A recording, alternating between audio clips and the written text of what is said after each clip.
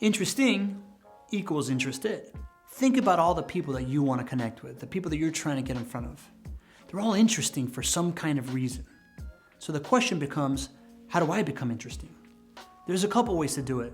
I've done it by talking to a lot of people. There's this quote by Ralph Waldo Emerson that says, "Every man I meet is somehow my superior, and in that I can learn from him." That means that everybody that you talk to knows something you don't know.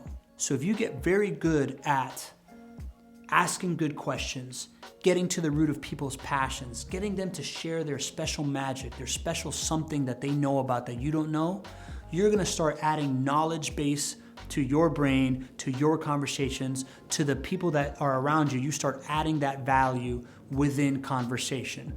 Now, yes, that takes a long time and it takes a lot of relationships.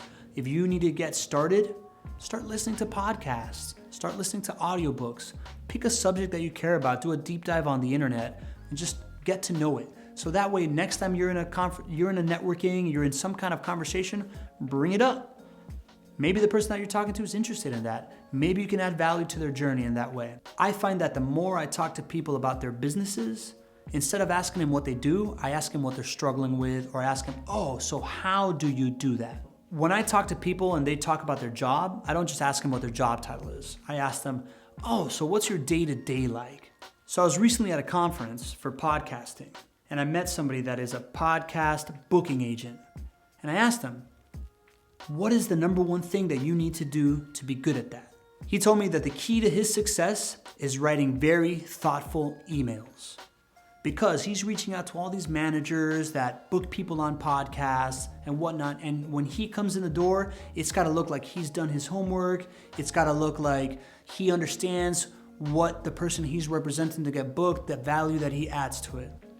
And I bring that up because now next time I talk to somebody that's in the podcast world, I know that little bit about it.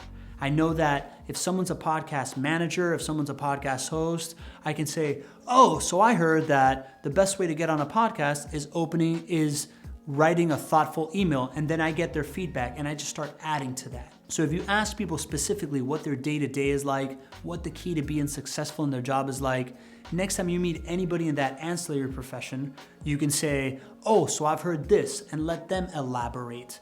Commercial bankers are really, really good at this stuff, right? At the end of the day, all they're looking for is people to lend money to.